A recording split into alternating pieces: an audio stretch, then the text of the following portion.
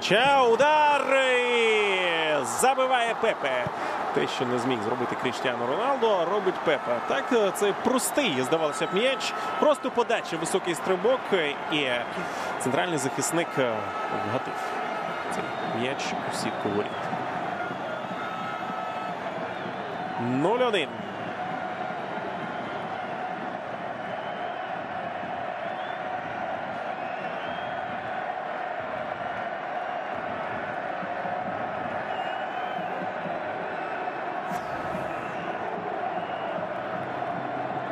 Ось він, удар вниз, все правильно тут. Та й претензій до голкіпера бути не може.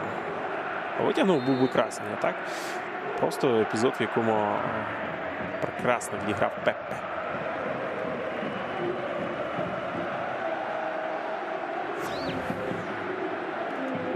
Тож рахунок у нас стає 0-1. Пепе відзначився.